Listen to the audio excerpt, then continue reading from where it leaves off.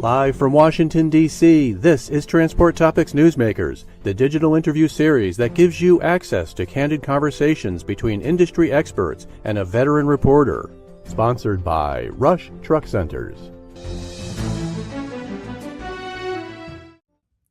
Hello, and thank you for tuning in to the latest edition of Newsmakers from Transport Topics. I'm Seth Clevenger, TT's Managing Editor of Features and Multimedia, and I'll be your host for the next half hour as we present another in-depth conversation with a leading figure in the freight transportation industry. In this program, we're going to preview the top trends in trucking equipment, fleet maintenance, and transportation technology that will take center stage at the ATA Technology and Maintenance Council's 2026 annual meeting, coming up March 16th to 19th in Nashville. To help us get ready for the meeting, we'll be discussing the agenda with Robert Braswell, TMC's Executive Director. But before we get to our conversation with Robert, I'd like to share the following message from our sponsor.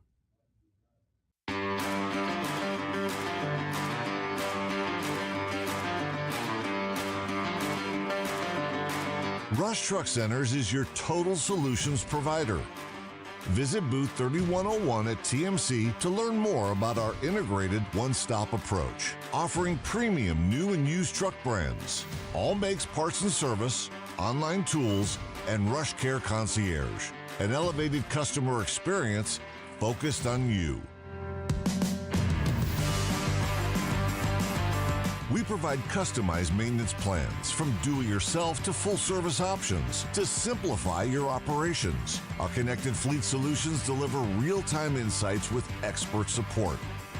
And count on our nationwide mobile service fleet to come to you anywhere you need us. Stop by booth 3101 and meet our team to learn more.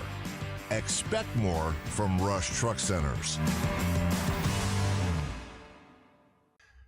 Now, to preview the most important topics we'll be learning about at TMC's 2026 annual meeting, I'm very excited to bring in Robert Braswell, TMC's Executive Director. Robert, welcome back to TT Newsmakers. Well, thank you very much, Seth. Very pleased to be here to join you on Transport Topics Newsmakers. So TMC's annual meeting is always one of the premier events on the industry calendar each year, especially for fleet maintenance leaders. I mean, this really is a huge meeting and really sets the tone for the whole year in terms of the future of equipment and maintaining and repairing vehicles. So just to kick things off here, could you give us a quick high-level overview of the agenda for this year's gathering? What are some of the sessions and speakers that stand out to you as you review the schedule? Well, this year's annual meeting is very exciting because it's our 70th anniversary of TMC's existence. This goes all the way back to 1956 to our predecessor organization, the Maintenance Committee of the Regular Common Carriers Conference. This year's theme is Innovative Strategies for Technical Leadership, and we've kind of built a whole program around that general theme. There's three basic phases to the annual meeting, or any meeting just about for that matter. At the annual meeting, we have, of course, the educational content that you're referring to, and we also have the Transportation Technology Exhibition. A lot of people think about TMC, they think about the exhibition. But we also have the industry of voluntary standards development, where we develop what we call recommended practices. And so I like to start with that because we have more than 100 task forces working under about 17 study groups and committees that are developing these industry voluntary standards that are designed to improve market efficiencies and promote commonality in terms of maintenance, repair, and specification for commercial vehicles. This year, there's a number of recommended practices that we are bringing to the industry. We're balloting these in advance of our meeting in Nashville.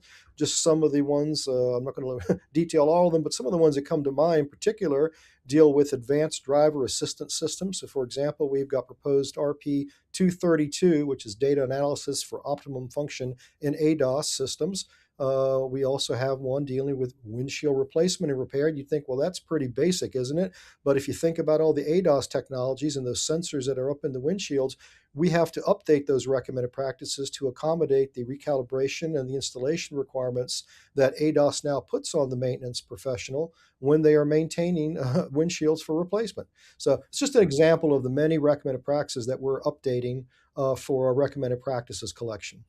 Yeah, and that's a great example of how This advance of technology and modern trucks has necessitated some changes to the standard operating procedures and fleet maintenance, and that conversation, of course, will continue at the TMC annual meeting.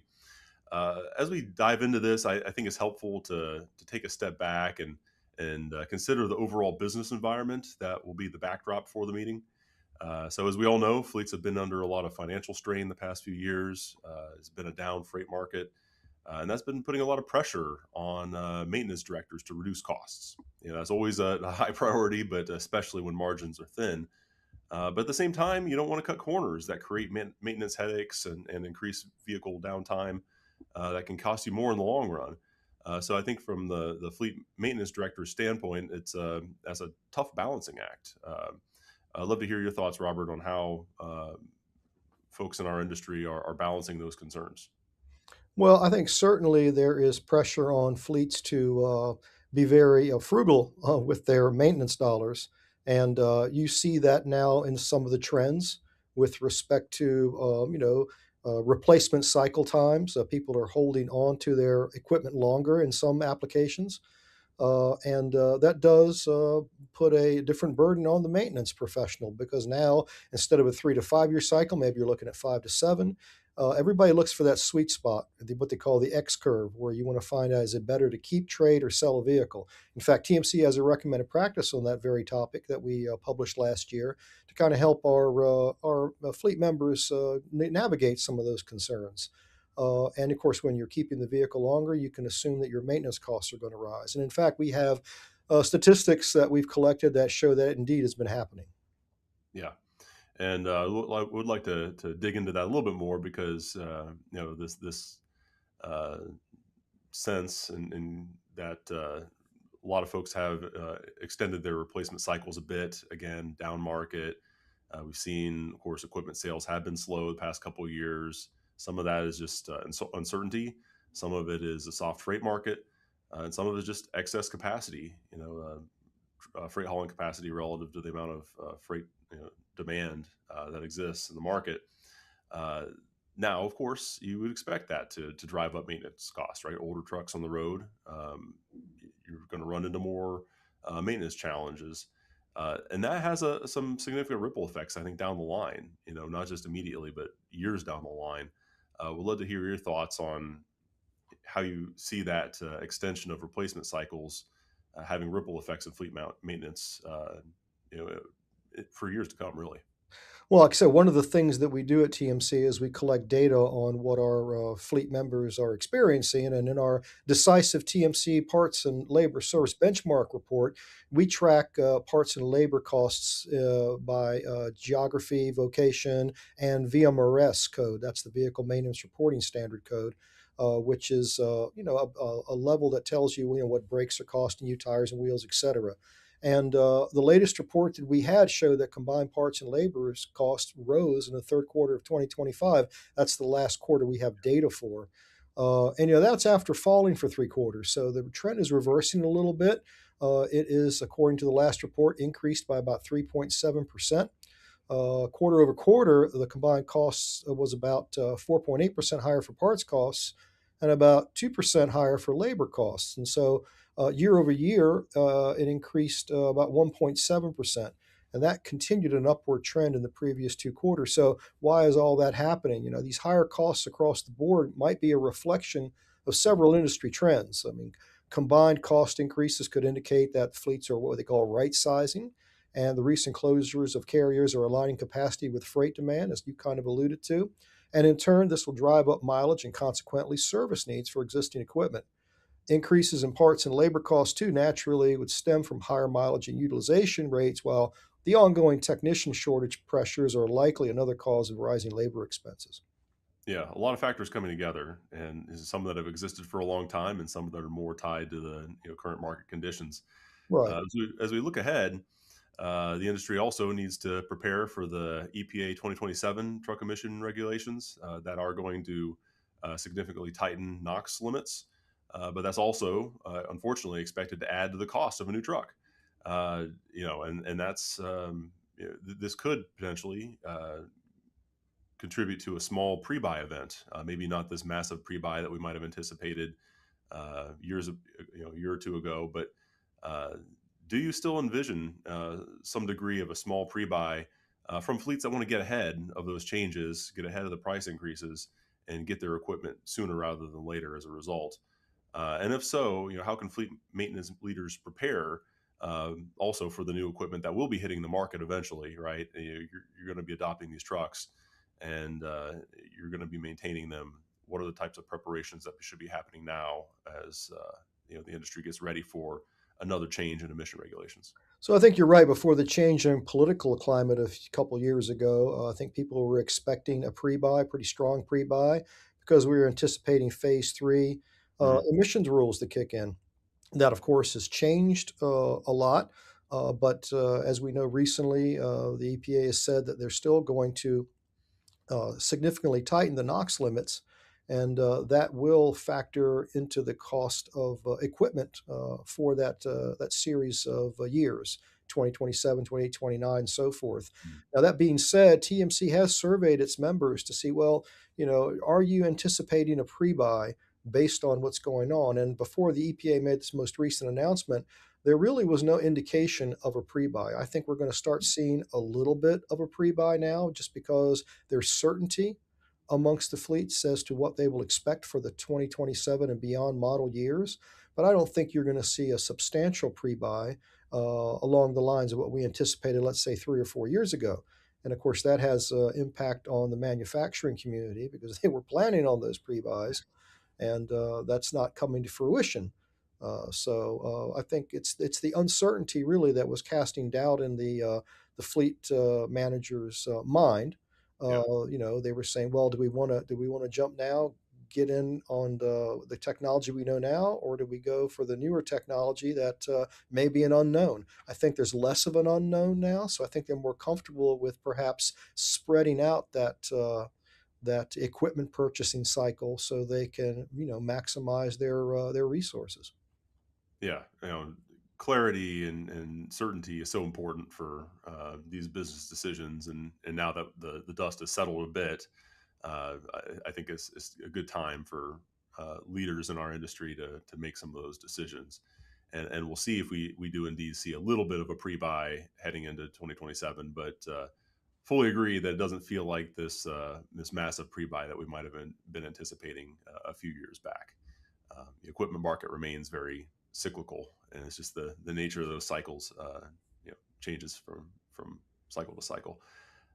Another issue I wanted to touch on, I think, is always a thread that runs through the TMC annual meeting, and that's workforce.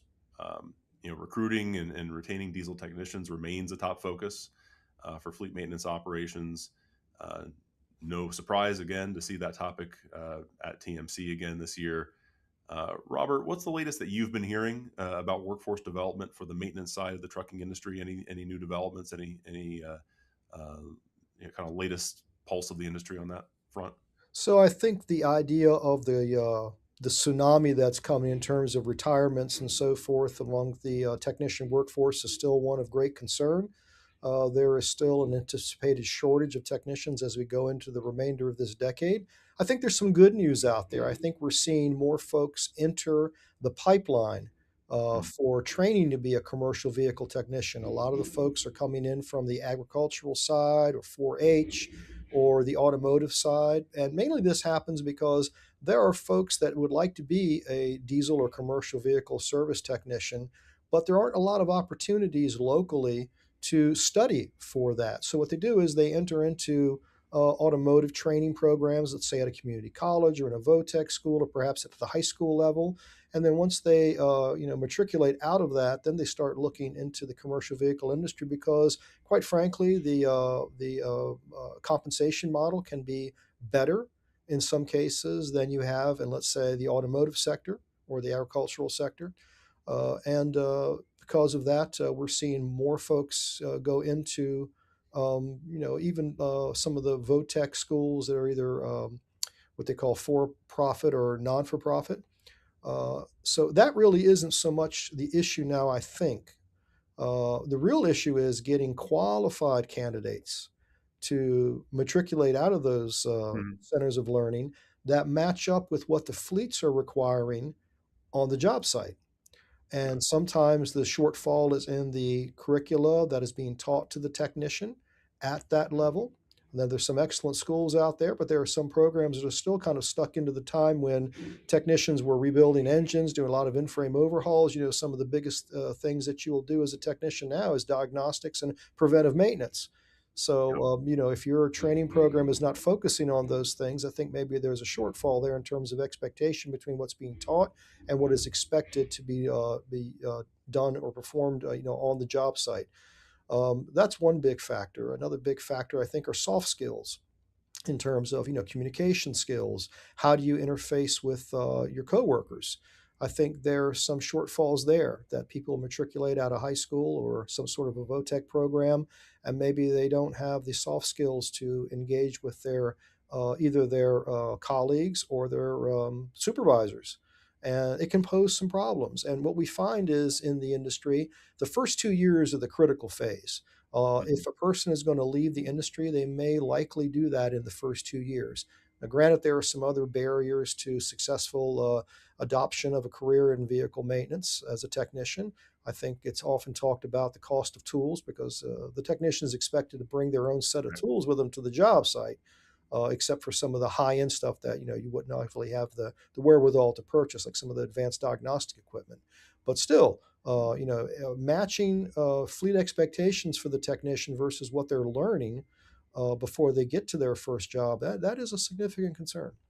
Yeah, and it was good to hear that that pipeline seems to be stronger in terms of more folks understanding the opportunities that are available, the career paths that are available in our industry in commercial vehicle maintenance, because there are a lot of great opportunities. But yeah, it certainly takes a lot of investment, a lot of investment in yourself, training, your own tools, and and yeah, developing the skills you need to succeed. And uh, bridging that gap, I think, will certainly be that skills gap will be a big part of the conversation moving forward. I wanted to go back to the agenda for this year's meeting. Just kind of flipping through the pages, I see that there's a technical session on the value of certification for vehicle maintenance operations. Now, that is uh, it, that covers a lot of ground. But it's interesting to me to see that elevated as an important conversation piece here. Now, attendees, of course, can go to the session in Nashville for the full discussion. But here, just in a nutshell, why is it important for companies to embrace some of the voluntary industry certification opportunities that exist? Well, so in our industry here in the United States, there's no mandatory certification for technicians, but there are a number of technicians that do go through a voluntary certification process. For example, like one that is offered by the National Institute for Automotive Service Excellence. You know them as the Blue Gear folks, ASC. Yep. These are excellent opportunities to demonstrate for oneself and for one's employer the skill set that one has in any one of a number of different technical disciplines, ranging from brakes to electrical systems, tire and wheel, you name it. And in doing so, there's opportunities for advancement in terms of career path, for compensation, and just demonstrating that you know what you're doing when it comes to vehicle maintenance. Now, that's for the technician that works on the shop floor. There's also opportunities for the part specialist to do similar kinds of certification through ASC. But ASC is not the only group that has certifications that can be useful. Fleet managers, for example, can demonstrate their knowledge through a voluntary certification program. TMC partners with the North American Transportation Management Institute, for example. We call them otherwise known as NAPME. And you can go through a program there where you, in partnering with a college that NAPME is affiliated with, you can demonstrate through testing and training the skills that you've developed on the job as a fleet supervisor or a fleet manager. And these programs are very popular. We hold them in conjunction with each of our annual and fall meetings.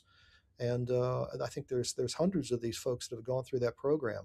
But even beyond that, there's other types of certification that's out there. For example, we have certification programs at TMC.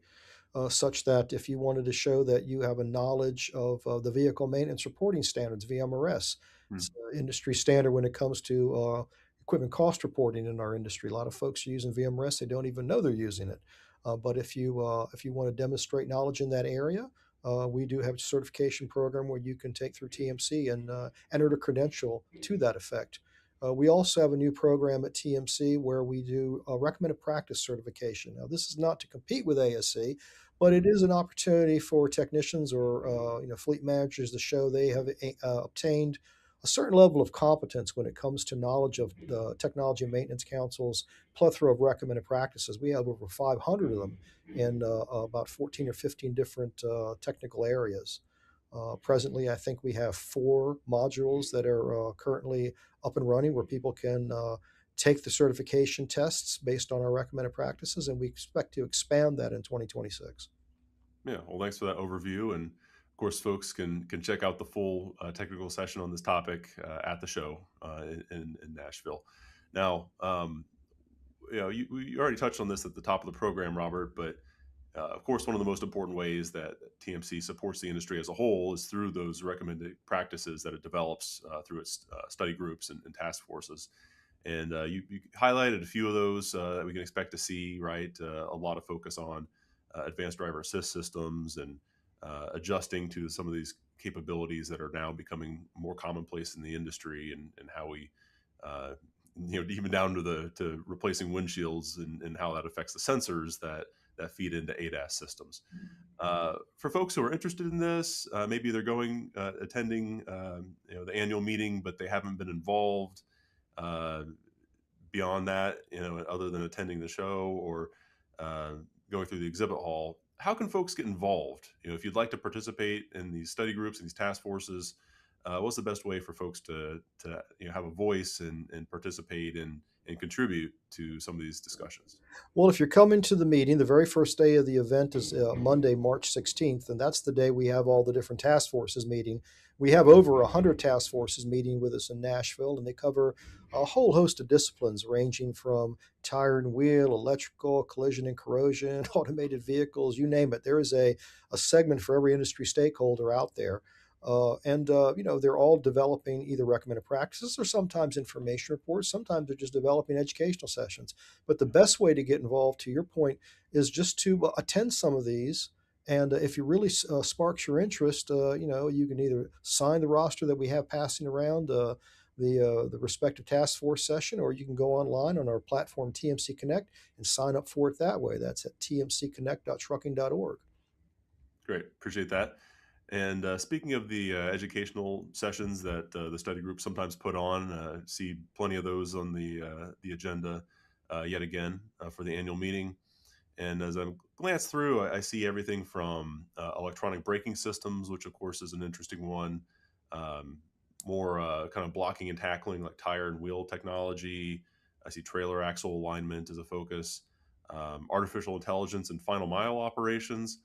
Robert, if you had to highlight a few of these study group sessions, which ones stand out to you as ones that seem particularly interesting and relevant to the industry today?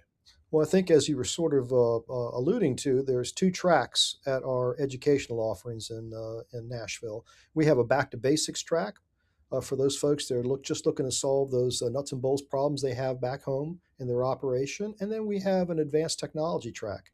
And so let's say some of the good sessions, I think, and they're all great. But some of the ones that come to mind for the back to basics track, I think, would be getting drivers on board with ADAS and ADS, automated driving systems. That says, well, that sounds awful advanced, but really the technology is here now. And so we consider that to be a back to basics session.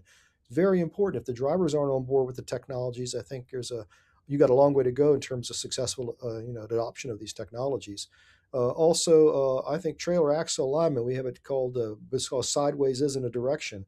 There's a lot of fuel economy and a lot of tire wear that's lost because of the dog tracking that happens if your vehicle is not in total vehicle alignment. So we're going to be doing a very good session on how trailer axle alignment is impacting the entire tractor-trailer combination. I think that's a great one. And, just the shop talk, fleet talk combination too. We have free and open discussions in the back to basic track about what are the problems that fleet managers and executives are having in their operations. I think that's a great give and take session that we do at every TMC general meeting. On the advanced technology side, I would say leveraging the power of artificial intelligence in vehicle maintenance is very important because with all the telematics data and all the information that fleet managers are getting out of these systems, often we hear that it's like drinking from a fire hose. So there's a great potential for AI to kind of make it easier for fleets to dissect that information and make actionable decisions that are going to improve their bottom line and make them more efficient and profitable and safe. But also, we have a great session planned for future needs for future trucks. We call it The Future is Closer Than We Think, and it certainly is. And then also, we're continuing our series on next generation tractor trailer connector. What are the latest developments? Because the need to replace the venerable J560 connector is paramount. I think there's a lot of new technologies that are coming out there that fleets will need this new connector to fully adapt and profit from. And there needs to be some decisions made in the next few years, let's say before the 2030 models are out there, because that's when those technologies are going to be at the forefront. Another session I think is very interesting is an advanced look at electronic braking systems, or what we call EBS. TMC first looked at this back in 2000 when we did a session on electronically controlled braking systems, which is what it was called back then. And so now it's been about 20, 26 years since we first started taking a look at that. It's been successfully adopted in Europe, and now that technology is migrating over to the North American market. So we're going to take a look at what to expect in the next year or two and how those systems are going to differ from systems that we've been maintaining now, and different in specifications as well. Yeah, there really is something for just about everybody, right? I mean, in terms of the basic day-to-day concerns, all the way to the emerging technologies and the more forward-looking changes that are coming to our industry. So really, whoever you are and whatever you're doing, if you're working in commercial vehicle maintenance operations, there's something that'll be pertinent to what you're doing and what you're spending your time on as you go to the meeting. I also appreciated the conversation about the use of artificial intelligence, how that can change fleet maintenance operations. There's the way you put it, drinking from a fire hose in terms of just the sheer amount of data that's being collected now. The trucks themselves and the trailers and the components are increasingly connected. We're gathering this information. Fleets are using more advanced software. But what do you do with all that information? And it feels like AI is a big part of really harnessing the information that's already being gathered to drive those next step improvements and operating an efficient fleet. It feels like especially in the current freight market, that conversation is more relevant than ever before.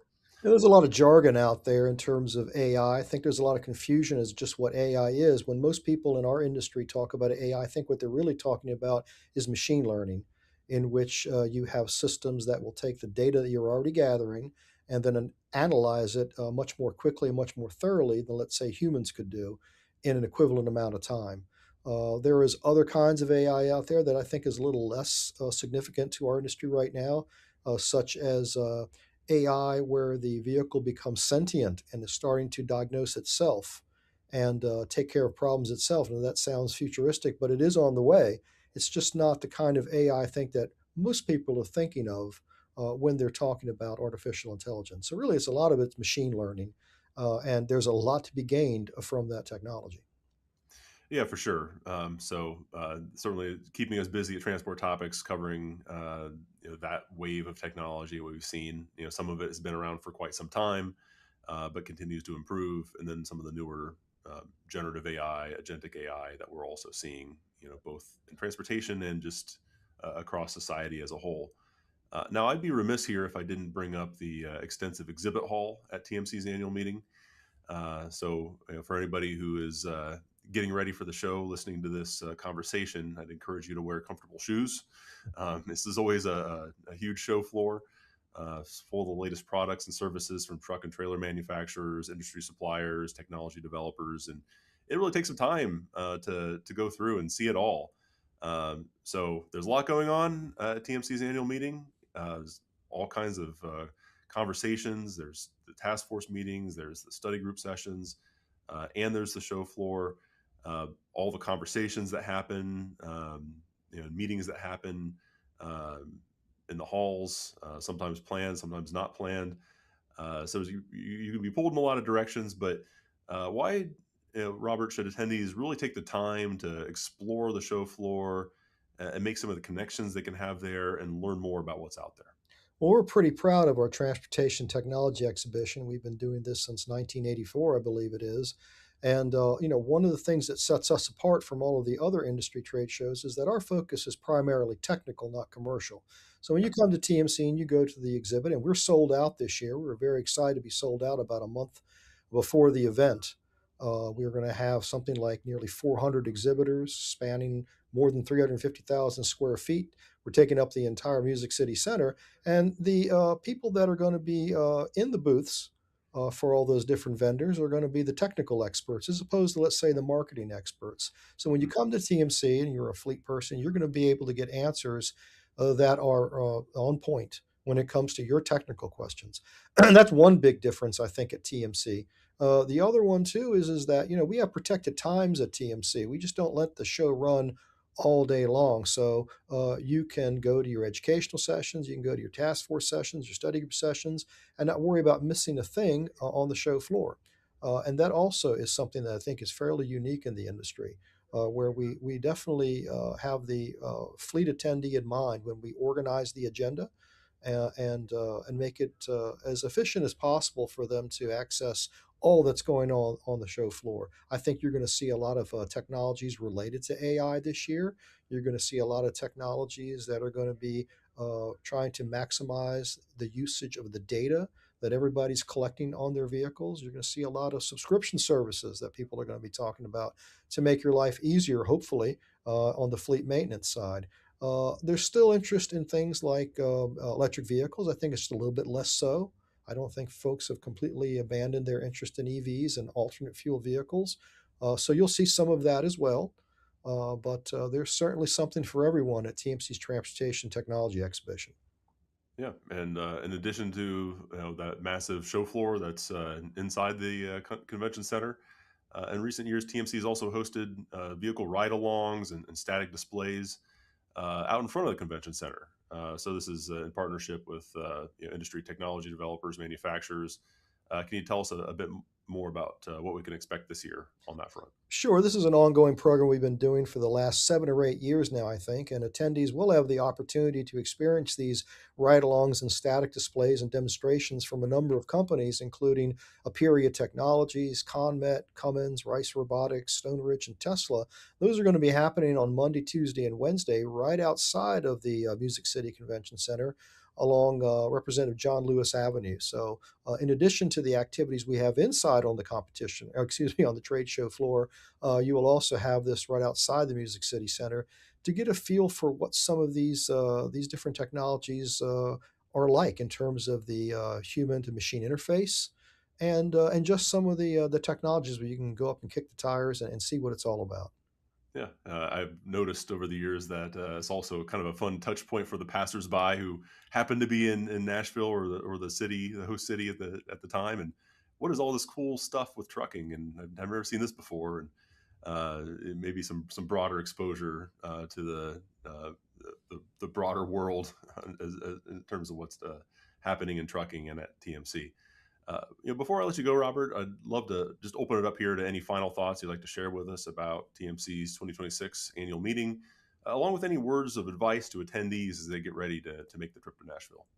Well, I'd say it's going to be our largest show ever. I'm pretty convinced of that based on the registration numbers that we're seeing.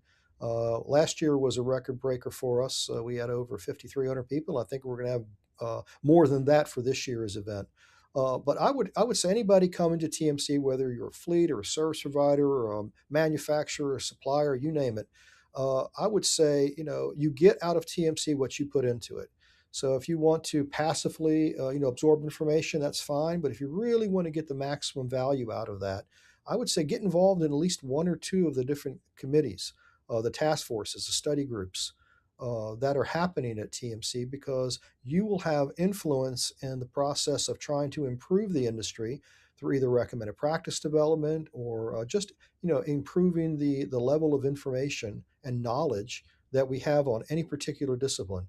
Again, with over 150, 160 committees, task forces, and study groups that'll be meeting during that week, there is something for everyone in the industry, and you have a shot not only at improving your own company's operation, not only improving your own personal knowledge of a particular topic in the industry, but also of helping the industry. The metaphor is a little different. It's more naval, but as they say, a rising tide lifts all boats. And in this case, it's trucks, and you can do that at TMC. Yeah, well, I appreciate that. Hey, this has been a great conversation. I feel like we're ready for TMC's annual meeting at this point. So I'll let you go, Robert. But again, thank you for joining the program and sharing your insights, and we will see you in Nashville. Thank you for your opportunity.